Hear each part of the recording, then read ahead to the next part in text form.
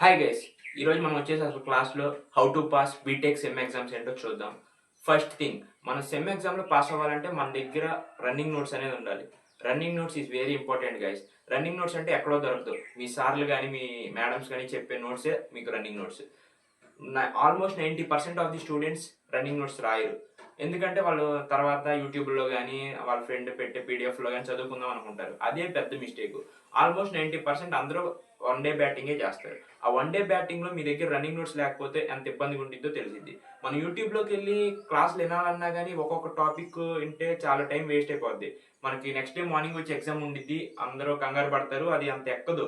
అదే మన దగ్గర రన్నింగ్ నోట్స్ అట్లీస్ట్ 3 లెసన్స్ అన్న మీరు మెయింటైన్ చేయగలిగితే 5 యూనిట్స్కి మీరు ఆల్మోస్ట్ పాస్ అయిపోవచ్చు. మనం అటెండెన్స్ అనేది మెయింటైన్ చేయాలి గైస్. అటెండెన్స్ అంటే మినిమం మీ సార్ చెప్పే 10 క్లాసులో నువ్వు 7 క్లాసులు అయినా అటెండ్ అయ్యి ఉండాలి. నేను చదవమని ఏం చెప్పట్లేదు కదా, జస్ట్ క్లాస్లోకి వెళ్ళి కూర్చోండి. చాలా మంది బీటెక్లో వచ్చి క్లాసులకి వెళ్ళి కూర్చోవడానికి కూడా ఇష్టపడరు. అక్కడ గ్యాలరీలో తిరుగుతాం, బయట తిరుగుతాం, ఎక్కువ ఇవే చేస్తారు. మనం ఎప్పుడైతే రెగ్యులర్గా క్లాసులు అటెండ్ అవుతామో నీకు ఎంతో కొంత నాలెడ్జ్ అనేది వచ్చింది.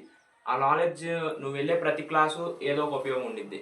నా లైఫ్ టైం ఎక్స్పీరియన్స్లో ఏంటంటే, నేను ఫస్ట్ ఇయర్ చదివినప్పుడు, ఐఎమ్ ఇప్పుడు సెకండ్ ఇయర్, నేను ఇప్పుడు ప్రజెంట్ అయితే నా ఫస్ట్ ఇయర్లో వచ్చి మనకి మెయిన్గా నేను అసలు క్లాస్లో అయితే ఎప్పుడు మిస్ అయ్యేవాడిని కాదు, ఎప్పుడు క్లాస్లోనే ఉండేవాడిని. ఏదో ఒకటి ఉపయోగం ఉండిద్ది అని. మనం అంత బ్రిలియంట్ అవ్వచ్చు అవ్వకపోవచ్చు, జస్ట్ మన క్లాస్లో ఉంటే మన సార్స్ కానీ మన మేడమ్స్ కానీ అసలు ఒక క్వశ్చన్ని ఎన్ని రకాలుగా అడగవచ్చో చెప్తారు. మా ఫ్రెండ్స్ చాలామంది అదే వచ్చిన క్వశ్చనే వేరేగా అడుగుతాం వల్ల తెలియక రాయకుండా వచ్చేసారు ఎగ్జామ్. నేనైతే ఆ రోజు క్లాస్లో ఉండటం వల్ల నాకు చాలా ఉపయోగపడింది. 5 మార్క్స్ మనకి పాస్ కావాలి, ఎన్ని 26 ఆర్ 27 కావాలి మనకి 70లో పాస్ మార్క్. అది మనకు మిడ్లో కూడా స్కోరింగ్ ఉండాలి. మెయిన్ మిడ్ ఎప్పుడు నెగ్లెక్ట్ చేయకూడదు. మిడ్ ఎగ్జామ్స్ అందరూ ఏమంటారు జనరల్గా, మిడ్ ఏముంది ఎవడైనా రాసేస్తాడు, సెమ్లో రాసేవాడు గొప్పోడు అని. అది తప్పు. సెమ్లో ఇక్కడ మిడ్లో రాసేవాడే అక్కడ రేపు సెమ్లో రాయగలుగుతాడు. ఎందుకంటే మినిమం నువ్వు హాఫ్ ఆఫ్ ది సిలబస్ కలిపి ఫుల్ సిలబస్ కాబట్టి మిడ్లో సగం సగం సిలబస్ కానీ నువ్వు చదవగలిగితే, సగం సిలబస్ అంటే మెయిన్ ఇంపార్టెంట్ క్వశ్చన్స్ అందరూ చదువుతారు. అవి కనుక పర్ఫెక్ట్గా చదివి నువ్వు మిడ్లో 20 అబోవ్ తెచ్చుకోగలిగితే, 2 మిడ్లో కూడా నీకు ఆల్మోస్ట్ నీ మైండ్లో ఎంతో కొంత మ్యాటర్ అనేది ఉండిద్ది. సెమ్ ఎగ్జామ్ నువ్వు డైరెక్ట్గా వన్ డే బ్యాటింగ్ చేసుకొని వెళ్ళి రాసి పాస్ అవ్వచ్చు. నెక్స్ట్ వచ్చి మనం లాంగ్ ఆన్సర్ క్వశ్చన్స్ ఎలా ప్రిపేర్ అవ్వాలి.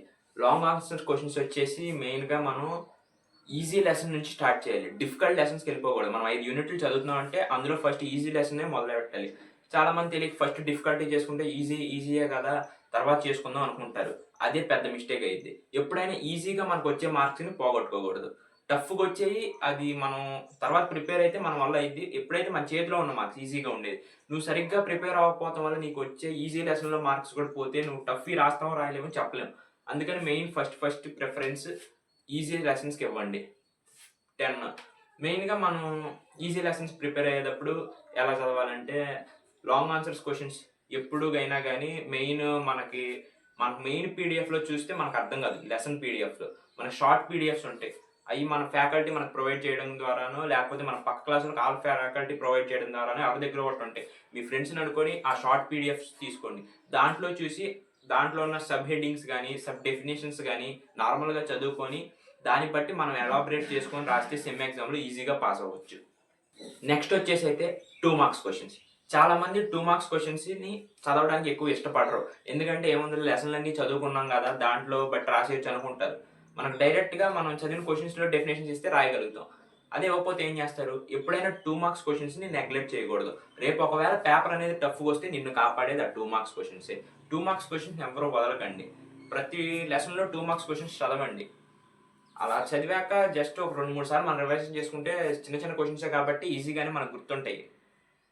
నెక్స్ట్ వచ్చేసి ప్రీవియస్ ఇయర్స్ పేపర్స్ని మనం డెఫినెట్గా మనం చూడాలి. జస్ట్ ఒకసారి నువ్వు ఆ క్వశ్చన్స్ నువ్వు చూస్తే నీకు క్లారిటీ వచ్చింది. అరే ఈ పేపర్ ఇస్తే నేను పాస్ అవ్వగలుగుతున్నానా లేదా. దాంట్లో మనకి లైబ్రరీలో దొరుకుతాయి ప్రీవియస్ ఇయర్ పేపర్స్ అనేది. ఎవరీ బీటెక్ కాలేజ్లో లైబ్రరీలో అయితే అవైలబుల్గా ఉంటాయి. వెళ్ళి అసలు ఆ పేపర్స్ ఒకసారి ఫొటోస్ తీసుకోండి. ఒకళ్ళు తీసుకొస్తే మిగతా మీ ఫ్రెండ్స్ కూడా షేర్ చేసుకోవచ్చు కాబట్టి అవి చూడండి. దాంట్లో చూసి మాక్సిమం మీరు ఈ పేపర్ ఇస్తే పాస్ అవ్వగలుగుతున్నారా లేదా అది ఒకసారి చెక్ చేసుకోండి. అలా చెక్ చేసుకోవడం వల్ల నీ మీద నీకు కాన్ఫిడెన్స్ వచ్చింది. నాకు ఎన్ని మార్కులు వస్తాయి, నాకు 26, నాకు 30 మార్క్స్ తెచ్చుకునే క్యాపబిలిటీ ఉందా లేదా ఈ పేపర్ ఇస్తే అని ఒకసారి చూసుకోండి. మీరు ఎక్కువగా ఇలా ప్రీవియస్ ఇయర్స్ పేపర్ చేయడం వల్ల దాంట్లో ఉన్న 2 మార్క్స్ క్వశ్చన్స్ కానీ అయ్యే రిపీట్ అవుతాయి మీకు ఇప్పుడు రెగ్యులర్గా వచ్చే పేపర్లో కూడా. అలా ఎక్కువగా నెంబర్ ఆఫ్ పేపర్స్ వస్తాం వల్ల దాంట్లో ఉన్న 2 మార్క్స్ కానీ లాంగ్ ఆన్సర్స్ కానీ అయ్యే రిపీట్ అయ్యే ఛాన్స్ ఉంది. మీరు నెక్స్ట్ వచ్చి మనకు మెయిన్గా కీ రోల్ వచ్చి పేపర్ ప్రజెంటేషన్. మనం 6 నెలలు చదివిన ఒక సబ్జెక్ట్ని 3 గంటల్లో మన పేపర్ ప్రజెంటేషన్ చేయబోతున్నాం అంటే ఆ పేపర్ ఎంత బాగుండాలో మీరే ఒకసారి ఆలోచించుకోండి. ప్రతి పేజ్కి బార్డర్స్ అనేది కొట్టండి, బ్లాక్ పెన్ను బ్లూ పెన్ను వాడండి. తెలిసింది ఎంత పర్ఫెక్ట్గా రాయగలుగుతారో తెలియని క్వశ్చన్ కూడా అంతే పర్ఫెక్ట్గా రాయడానికి, జస్ట్ మనం వేరే మ్యాటర్ రాసినా అంతే పర్ఫెక్ట్గా రాయడానికి ట్రై చేయండి. దానికి వచ్చి మనం మెయిన్గా ఏం చేయాలి, తెలియని క్వశ్చన్కి ఎలా ఆన్సర్ రాయాలంటే మనం మనం ఆ క్వశ్చన్ నెంబర్ అయితే వేస్తాం, క్వశ్చన్ నెంబర్స్ అనేది పర్ఫెక్ట్గా చూసుకోవాలి గైస్. నువ్వు పేపర్ అయ్యాక 2-3 సార్లు క్వశ్చన్ నెంబర్స్ అని చెక్ చేసుకో. నువ్వు రాసిన క్వశ్చన్ నెంబర్ తప్పేయడం వల్ల ఆ మార్క్స్ పోతే చాలా బాధగా ఉంటుంది. అందుకని అది పర్ఫెక్ట్గా చూసుకోండి. రాయని క్వశ్చన్ ఎలా రాయాలంటే మెయిన్గా ఆయన ఇచ్చిన క్వశ్చన్కి ఏదైనా రిలేటెడ్ సంథింగ్ ఏదైనా మ్యాటర్ రాయండి. ఒక 10 లైన్స్ దాకా రాయండి.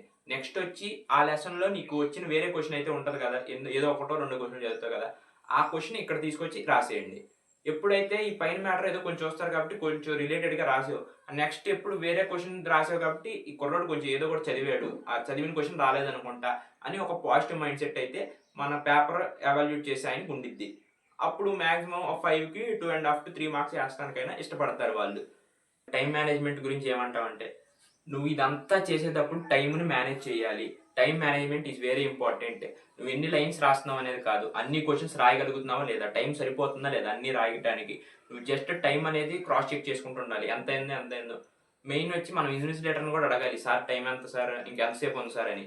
ఎందుకంటే వచ్చిన క్వశ్చన్స్కి టైం లేకుండా రాసి వదిలేసి వచ్చేవాళ్ళు కూడా ఎంతో మంది ఉంటారు. అలా టైం సరిపోకుండా అయితే మనం ఎప్పుడు రాకూడదు. నువ్వు ఆ టైంని బట్టి క్వశ్చన్స్ అనేది ఎన్ని లైన్స్ రాయాలో మేనేజ్ చేసుకోవాలి. నేను చెప్పిన ప్రతి పాయింట్ మీరు కనుక ఫాలో అవ్వగలిగితే మీరు డెఫినెట్గా సెమ్ ఎగ్జామ్స్ పాస్ అయిపోతారు. గైస్ ఫైనల్గా అయితే మన ఛానల్ని సబ్స్క్రైబ్ చేసుకోవడం అయితే మర్చిపోవద్దు.